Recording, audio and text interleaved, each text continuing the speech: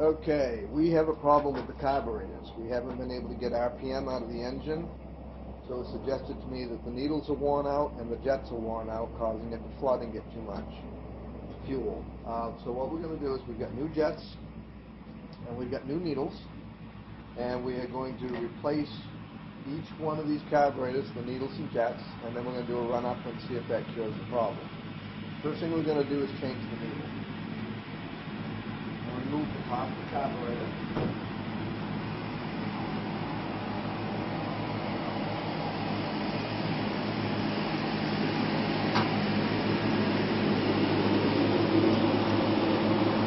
Pull out the mechanism, the whole plunger, slider.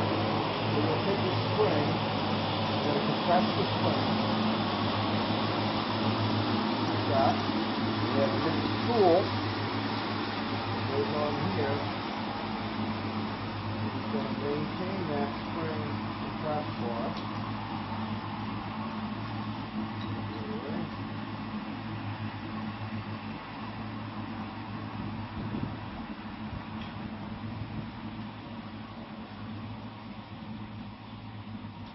That down, lock it. That will hold the spring from coming apart on us. That relaxes the cable, so we can push the needle in, lift the cable end, slide it through the hole, and pull the mechanism out. That will hold everything in place. Now we have the slider, the guide. We have our needle. Now what we're going to do is we're going to also compare the new needles with the old needles to make sure that they're exactly the same and that the wear is the same. So the first thing we're going to do is take out one of these needles.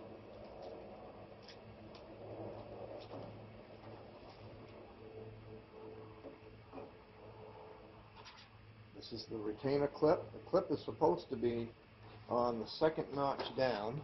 Get a little bit closer here. You've got 4 notches on the top of this. There's 4. The clip is supposed to be on the second one from the top, according to the book. Right there. There's a little rubber O-ring that goes on.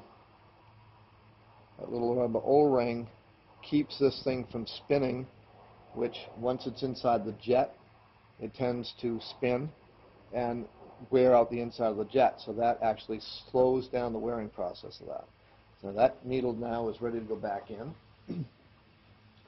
What we're going to also do when we get done is we're going to do a mic check on these and against the new ones to see exactly how much wear there is. It really doesn't look like it's worn. Both ends. We'll do this end, and we find that it is 0.096.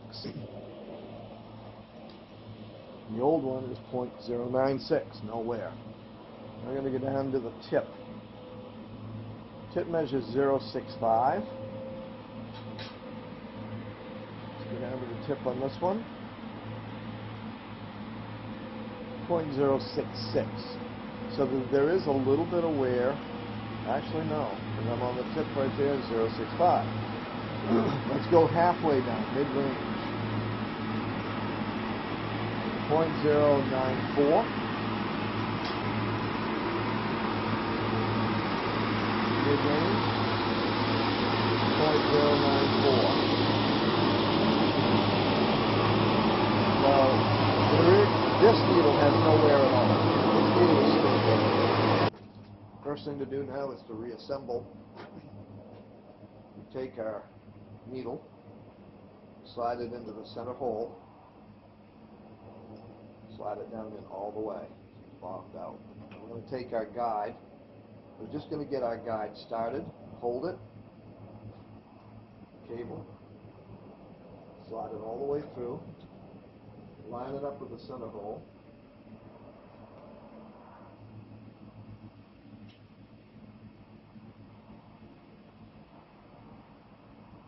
comes through the bigger hole, we push it over to the smaller hole and pull back. Now we're going to set the guide down inside the hole,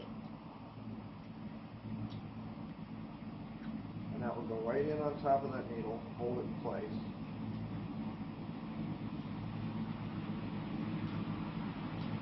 Now we're going to release the spring.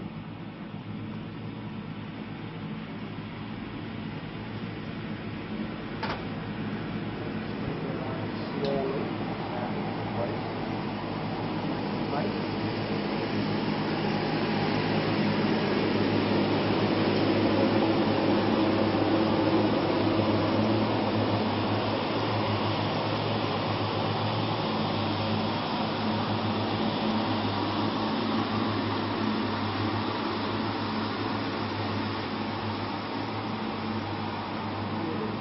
Back in the hole, so we'll line up with the jet.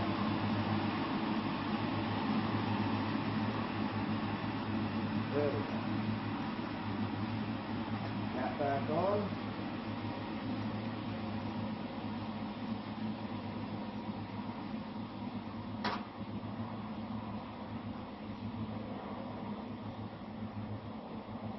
You don't want to over torque. We want to tighten it so they don't come loose, but we don't want to over torque them stupid.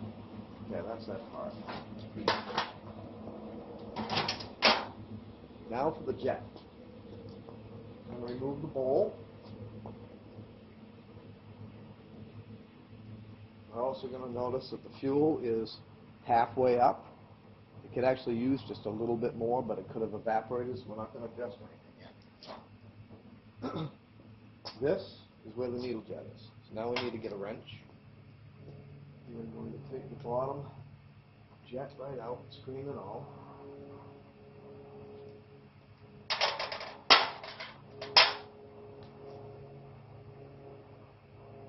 The jet is actually up inside, it's kind of floating inside here.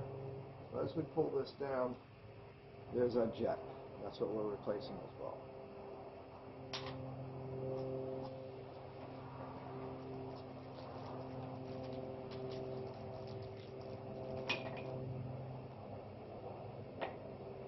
Put our jet here, line it back up in the hole, right on the needle. We'll be careful of our screen and our floats that we don't change our float settings here.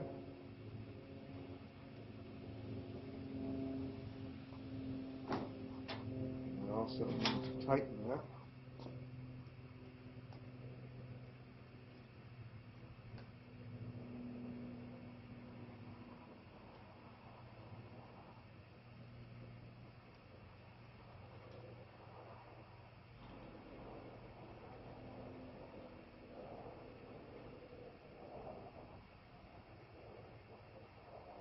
Okay. Float again.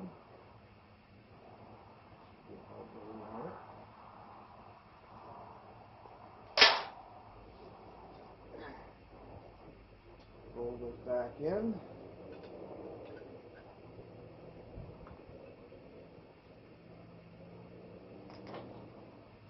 that's it. Now we're going to do all three, and then we'll come back and do the run-up test.